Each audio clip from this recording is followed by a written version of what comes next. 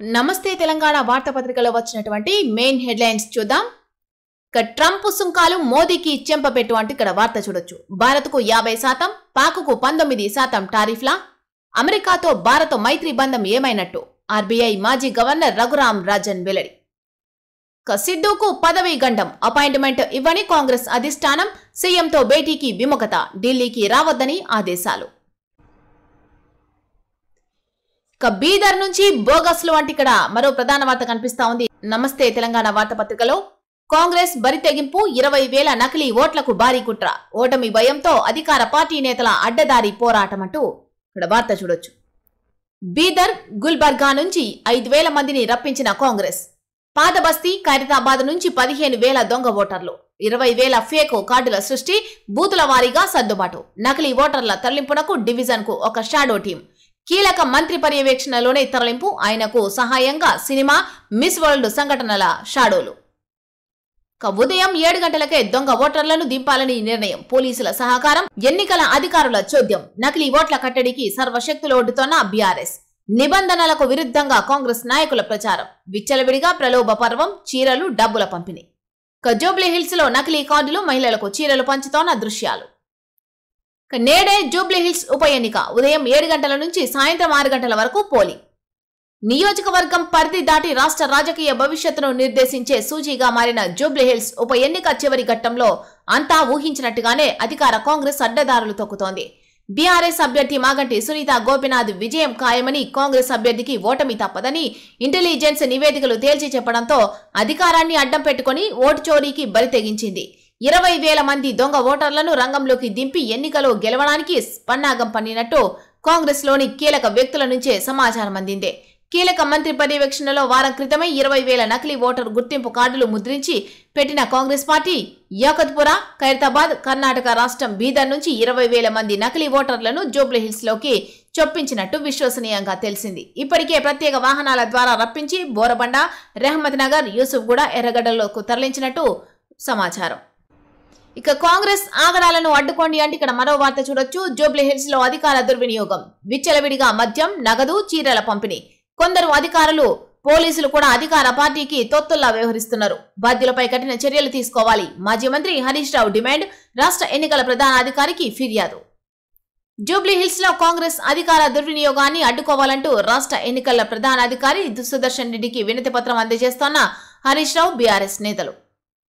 హవాలా తరహాలో ఓటర్లకు డబ్బులు, చేతుల్లోనే ప్రింటర్లు, టోకెన్ల పంపిణీ, మొబైల్ సాఫ్ట్వేర్ లో ఎంట్రీతో ధృవీకరణ, చీకటి గదుల్లోకి తీసుకెళ్లి నగదు అందజేత. కాంగ్రెస్ మాఫియాపై ఓ జూబ్లీ హిల్స్ ఓటరు పెట్టిన పోస్టు సోషల్ మీడియాలో వైరల్.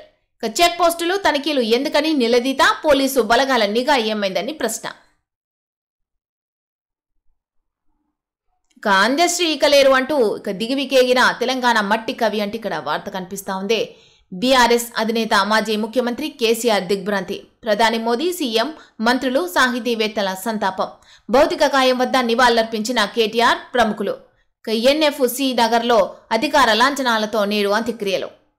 హైదరాబాద్ లాలాపేటలోని జీహెచ్ఎంసీ ఇండోర్ స్టేడియంలో అందశ్రీ పార్థివ దేహం వద్ద నివాళులు అర్పిస్తోన్న బీఆర్ఎస్ వర్కింగ్ ప్రెసిడెంట్ కేటీఆర్, నేతలు పద్మారావు, బాల్క సుమన్ తదితరులు.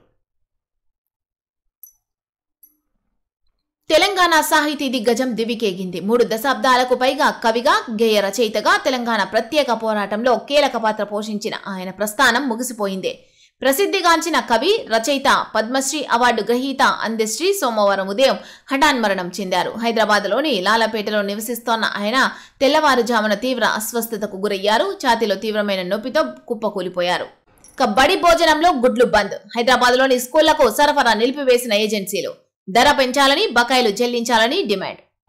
ముఖ్య నేత వసూళ్లకు జడిసి అదాని ఫీ చేయముడంటూ ఇక్కడ మరో వార్త చూడొచ్చు. బంధువు ద్వారా పారిశ్రామికవేత్తలకు డబ్బుల ఒత్తిడి, అందువల్లే తెలంగాణలో డాటా సెంటర్ హబ్ ఏర్పాటుకు వెనకడుగు వేసిన గౌతమ్ అదాని. తెలంగాణతో పాటు తమిళనాడు, కర్ణాటకలోనూ పారిశ్రామికవేత్తల్ని పీడిస్తోన్న లంచగొండి ప్రభుత్వాలు. సీనియర్ పాత్రికేయుడు ఆర్ రాజగోపాలన్ వ్యాఖ్యలు. దేశంలోనే అతిపెద్ద artificial intelligence data centre hub ఇతర దక్షిణాది రాష్ట్రాలను కాదని ఏపీలోని విశాఖపట్టణానికి వెళ్లడం వెనుక పెద్ద కథే ఉన్నదని సీనియర్ పాత్రికేయుడు ఆర్ రాజగోపాలన్ పేర్కొన్నారు. తమిళనాడు, తెలంగాణ, కర్ణాటక రాష్ట్రాల్లో ప్రభుత్వాలు లంచాలు డిమాండ్ చేస్తున్నాయని, ఏపీ సీఎం చంద్రబాబు దీన్ని అవకాశంగా తీసుకుని సద్వినియోగం చేసుకున్నారని వ్యాఖ్యానించారు. తెలంగాణలో ముఖ్య నేత తన సమీప బంధువు ద్వారా భారీగా వసూళ్లకు పాల్పడుతున్నట్టు అదానీ కార్యాలయ వర్గాలే తమకు చెప్పాయని పేర్కొన్నారు. పంట నష్ట పరిహారంలో 75% కోత 4.47 లక్షలు కాదు 1.1 లక్షల ఎకరాలైనట. ముందాతో తొలుత 4.47 లక్షల ఎకరాల్లో పంట నష్టం జరిగినట్టు ప్రభుత్వం వెల్లడి. ఇప్పుడు 1.1 లక్షల ఎకరాలేనంటున్న తుమ్మల. పరిశ్రమలపై 1025 కోట్ల బాదుడు. హైటెన్షన్ కనెక్షన్లకు ఇచ్చే ఇన్సెంటివ్ లో కోత, ఒక యూనిట్ విద్యుత్తుకు 1.50 కట్. 16,000 మంది వినియోగదారులపై భారం. ఈఆర్సీ అనుమతి ఇవ్వడం లాంఛనమే. జూబ్లీహిల్స్ ఎన్నికల తర్వాత ఉత్తర్వులు. రాష్ట్రంలో పారిశ్రామిక రంగం పడకేసి ఉత్పాదక రంగం అనేక అవస్థలు పడుతోన్న తరుణంలో ఈ రంగంపై 1,025 కోట్ల భారం మోపేందుకు రాష్ట్ర ప్రభుత్వం సిద్ధమైంది. హైటెన్షన్ హెచ్టీ వినియోగదారులకు రాత్రిపూట ఇచ్చే ఇన్సెంటివ్ లో కోత పెట్టనుందే.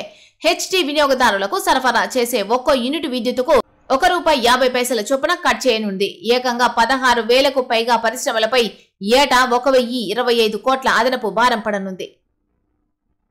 ఇక స్పీకర్ పై ధిక్కరణ చర్యలు చేపట్టాలి అంటూ ఇక్కడ మరో ప్రధాన వార్త కనిపిస్తా ఉంది. ట్రిబ్యునల్ చైర్మన్ గా ఆయన విఫలమయ్యారు.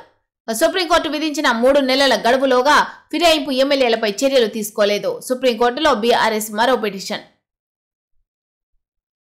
సుప్రీంకోర్టు విధించిన గడువు లోపల ఫిరాయింపు ఎమ్మెల్యేలపై చర్యలు తీసుకోవడంలో విఫలమైన తెలంగాణ శాసనసభాపతి జ్యుడిషియల్ ట్రిబ్యునల్ చైర్మన్ గడ్డం ప్రసాద్ కుమార్ పై తక్షణం చర్య తీసుకోవాలని కోరుతూ బీఆర్ఎస్ మరో పిటిషన్ దాఖలు చేసింది.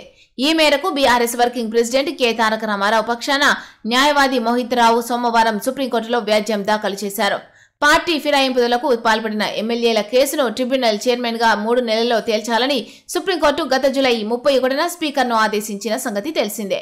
ఆ గడువు అక్టోబర్ 31తో ముగిసింది. సుప్రీంకోర్టు విధించిన గడువులో స్పీకర్ ఫిరాయింపు ఎమ్మెల్యేలపై విచారణను పూర్తి చేయలేదు. ఆయన కేవలం విచారణ ప్రక్రియను మాత్రమే ప్రారంభించారు. ఈ క్రమంలో సగం మంది ఎమ్మెల్యేల విచారణ పూర్తి కాలేదని ఆగ్రహం వ్యక్తం చేసింది. వికటించిన మధ్యాహ్న భోజనం, 26 మంది విద్యార్థులకు అస్వస్థత. జమ్మికుంట ప్రాథమిక పాఠశాలలో ఘటన. కుళ్ళిన కోడిగుడ్లను విద్యార్థులు తినడమే కారణం. వాంతులు, కడుపు నొప్పితో దవాఖానకు తరలింపు. కలెక్టర్కు ఫిర్యాదు చేసిన ఎమ్మెల్యే కౌశిక్ రెడ్డి.